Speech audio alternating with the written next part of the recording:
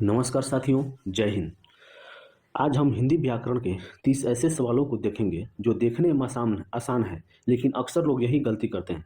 कोई फालतू परिभाषा नहीं, सीधा काम की बात करेंगे ताकि ये 30 कॉन्सेप्ट और 30 सवाल आज आपके दिमाग में फिट हो जाएंगे। चलिए पहले सवाल से शुरू करते हैं और ये रहा आज का पहला सवाल, जिसका आप लोग जवाब देने का प्रयास करिएगा। देखिए, स्वर रहित व्यंजन को लिखते समय उसके नीचे लगाते हैं, यानी स्वर रहित यानी बिना स्वर के अगर किसी व्यंजन को लिखते हैं तो उसके नीचे क्या लगाते हैं। ए रहे ऑप्शन। ऑप्शन ए अनुनासिक, ऑप्शन बी अनुस्वार, ऑप्शन सी हलंत या ऑप्शन डी विसर्ग। बिना स्वर के किसी व्यंजन को लिखते समय उसके नीचे क्या लगाते हैं ये आपको बताना है। चलिए इसका ऑप्शन होगा ऑप्शन नंबर सी। देखिए, जैसे हम अगर लिखते हैं रॉ, इसमें से अगर हम नीचे से हटा देंगे, यहाँ से इसमें आपका क्या है, स्वर भी आया है, लेकिन नीचे जब हलंत लगा देंगे इसमें स्वर नहीं आएगा। ठीक है, तो इसका उच्चारण हम नहीं कर सकते हैं, इसलिए उसके नीचे हम हलंत का प्रयोग करते हैं। बढ़ते हैं अगले सवाल की तरफ। देखिए प्रश्न नंबर अगला। देखिए, अनुनासिक स्वर वाला शब्द है, यानी इसमें से बताना है अनुनासिक स्वर वाला कौन सा शब्द है। ऑप्शन ए मंजन, ऑप्शन बी अंजन, ऑप्शन सी पाँव या option D Hindi.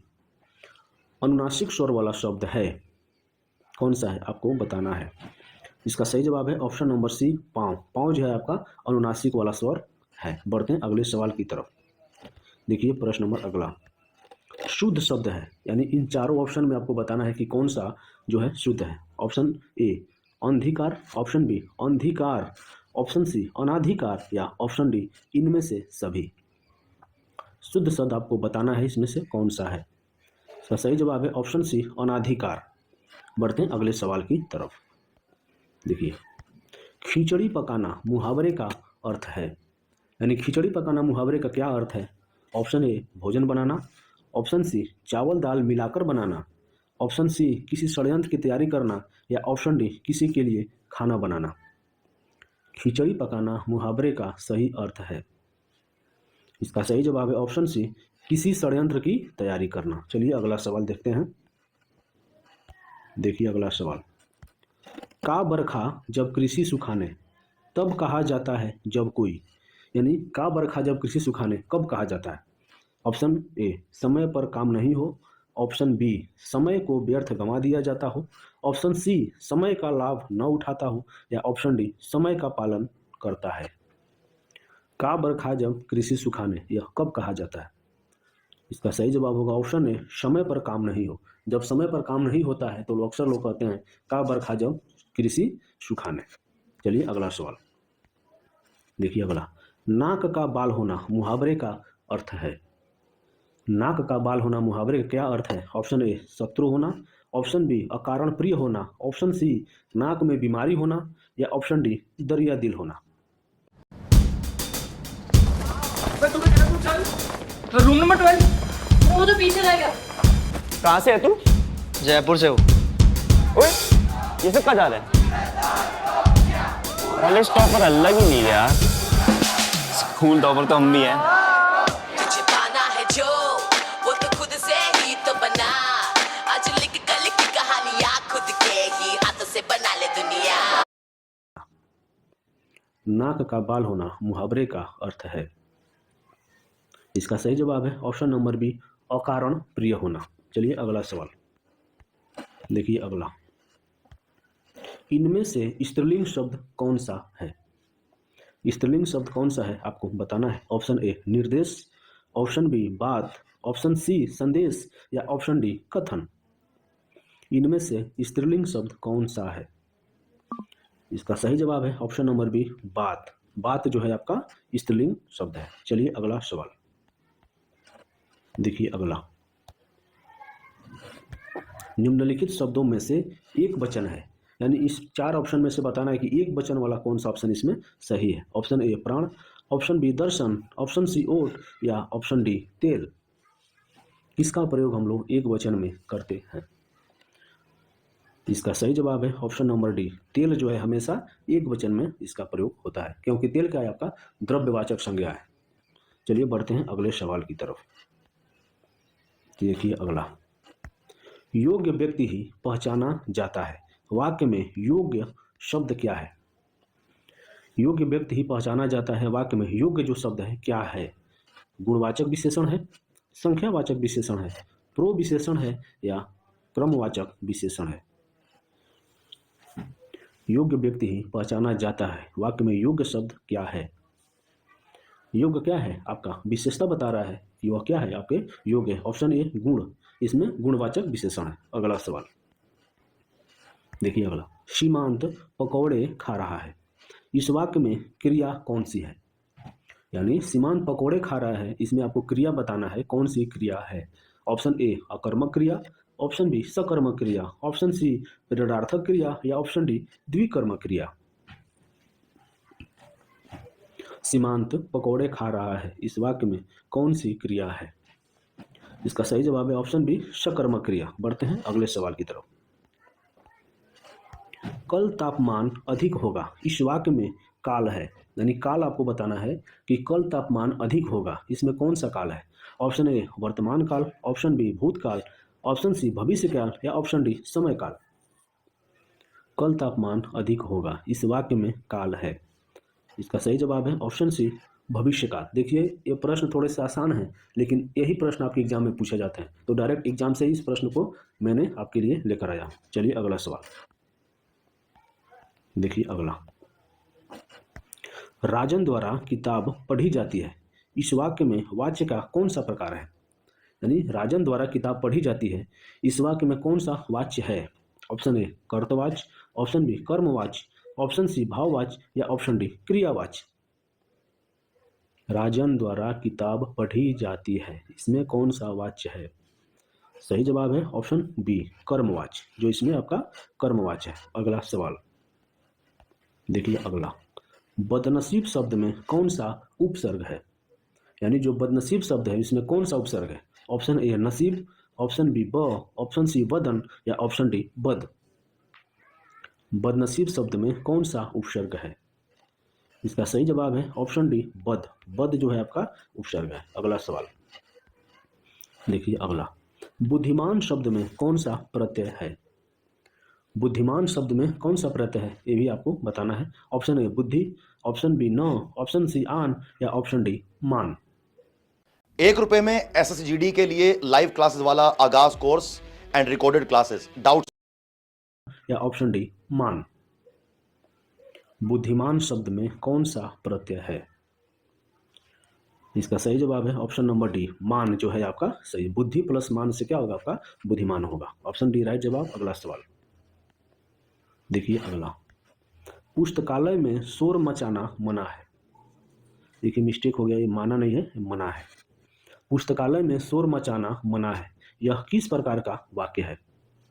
Option A विधानवाचक वाक्य, ऑप्शन बी निषेधवाचक वाक्य, ऑप्शन सी प्रश्नवाचक वाक्य या ऑप्शन डी संकेतवाचक वाक्य। पुस्तकालय में शोर मचाना मना है, यह किस प्रकार का वाक्य है? इसका सही जवाब है ऑप्शन बी निषेधवाचक वाक्य, क्योंकि वहाँ पे मना करने की बात की जा रही है ना, यहाँ पे ये काम करना मना है, शोर मचाना मना है, निषेध होता है, यहाँ पे आपका निषेधवाचक वाक्य होता है। अगला सवाल देखिए, एकाएक में कौन सी संधि है?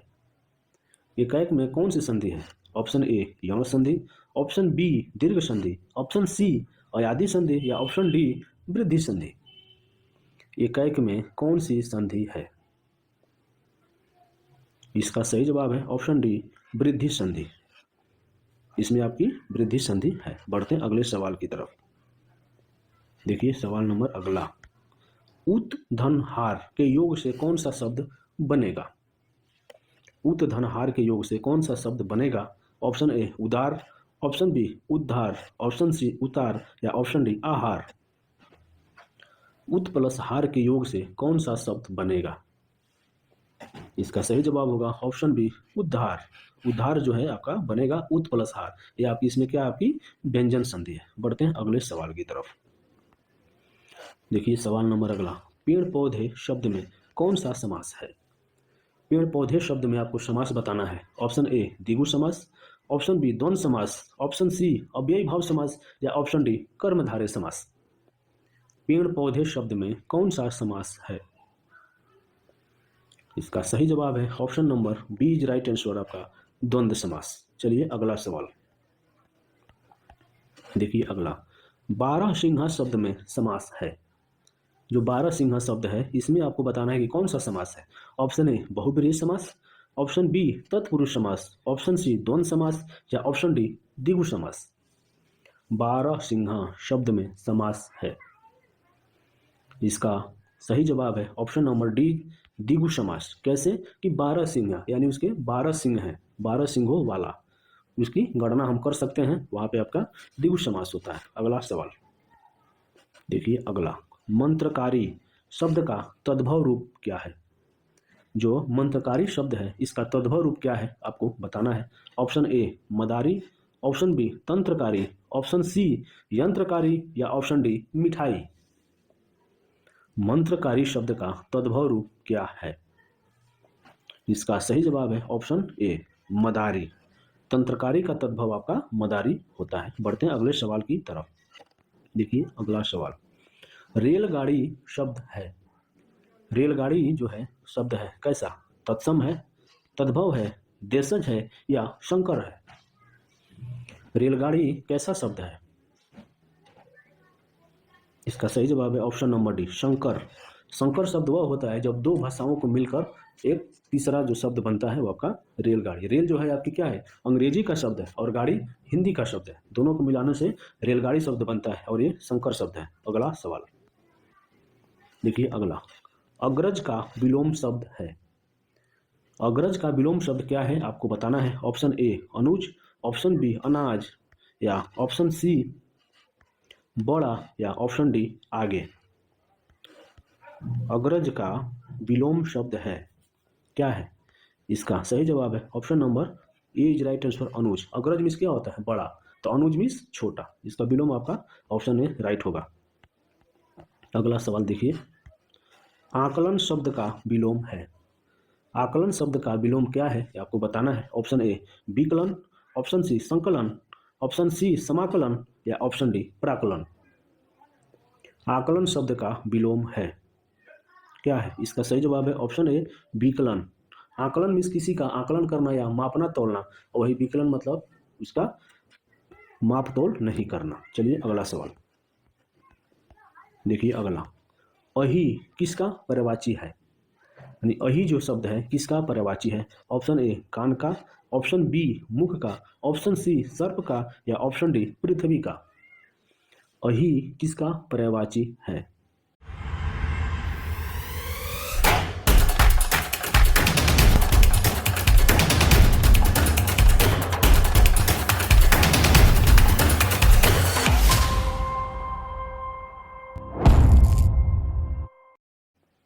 इसका सही जवाब है ऑप्शन सी सर्प का। सर्प का पर्यायवाची आपका अही है। चलिए अगला सवाल देखिए, अगला तर्कस का पर्यायवाची शब्द है, यानी जो तर्कस आप लोग देखे होंगे तर्कस, उसका पर्यायवाची आपको बताना है क्या है। तीर है, धनुष है, प्रतिंचा है या निसंग है। तर्कस का पर्यायवाची शब्द है, इसका सही जवाब है ऑप्शन नंबर डी निसंग। तर्कस का पर्यायवाची आपका निसंग होता है। बढ़ते हैं अगले सवाल की ओर। देखिए सवाल नंबर अगला, जो शब्दों द्वारा व्यक्त न किया जा सके के लिए एक शब्द है, यानी जो शब्दों के द्वारा व्यक्त न किया जा सके उसके लिए एक शब्द क्या है आपको बताना है। सही जब इसमें ऑप्शन देखिए, ऑप्शन ए निशब्द, ऑप्शन बी अपशब्द, ऑप्शन सी नीलाम या ऑप्शन डी अपर रूप। जो शब्दों द्वारा व्यक्त न किया जा सके के लिए एक शब्द है क्या है, ऑप्शन इसका इज राइट आंसर निशब्द। उसको हम लोग निशब्द बोलेंगे, यानी जिसका कोई शब्द नहीं है, यानी उसको शब्द में व्यक्त भी नहीं कर सकते हैं। चलिए अगला सवाल, अपने जीवन पर स्वयं द्वारा लिखी कथा को क्या कहेंगे। यानी जो अपना जीवन है इस पर अगर स्वयं हम कोई कथा लिखते हैं तो उसको हम लोग क्या बोलेंगे। ऑप्शन ए रेखाचित्र, ऑप्शन बी संस्मरण, ऑप्शन सी आत्मज्ञानी या ऑप्शन डी आत्मकथा। अपने जीवन पर स्वयं द्वारा लिखी कथा को हम लोग क्या कहते हैं। सही जवाब होगा इसका ऑप्शन नंबर डी आत्मकथा। चलिए बढ़ते हैं अगले सवाल की ओर। देखिए अगला, विहंग का अनेकार्थक शब्द है, यानी जो विहंग है इसका अनेकार्थक शब्द कौन सा है। विमान है, बादल है, पक्षी है या सभी है। विहंग का अनेकार्थक शब्द है क्या है, इसका सही जवाब है ऑप्शन नंबर डी इनमें से सभी। विहंग का अर्थ जो है आपका विमान भी होता है, बादल भी होता है और पक्षी भी होता है। इनमें से सभी आपका राइट जवाब है। देखिए अगला, इनमें से कौन सा शब्द बल का अर्थ नहीं है? बल आप लोग सब लोग जानते हैं बल क्या होता है, या फिजिक्स में अक्सर बल की परिभाषा दी गई है, लेकिन यहाँ पे बल का दूसरा ही अर्थ है। उसको बताना है कौन सा इसमें इसका अर्थ नहीं है। ऑप्शन ए मस्ती, ऑप्शन बी पार्श्व, ऑप्शन सी सेना, या ऑप्शन डी शक्ति। बल का अर्थ नहीं है, इसका सही जवाब है option number B right answer, पार्श्व। पार्श्व मीन्स आपका क्या होता है? पीछे। लेकिन यह बल का अर्थ नहीं है। बाकी मस्ती, सेना और शक्ति ये क्या है? आपका बल का अर्थ है। अब बढ़ते हैं अगले सवाल की तरफ। अब देखिए ये सवाल मैं आपको होमवर्क में छोड़ के जा रहा हूँ, इसका जवाब आप लोग कमेंट बॉक्स में बताइएगा। फेस वैल्यू का हिंदी में अर्थ होगा, इसका क्या सही जवाब होगा आप लोग इसके कमेंट के माध्यम से मुझे बताइएगा। चलिए ये थे हिंदी व्याकरण के टॉप 30 प्रश्न जो आपके एग्जाम में बार बार पूछे जाते हैं। ठीक है, अगर किसी प्रश्न में कोई दिक्कत हो तो हमसे कमेंट के बॉक्स में पूछ सकते हैं। चलिए मिलते हैं इस तरह के एक और नई वीडियो के साथ, तब तक के लिए नमस्कार, जय हिंद।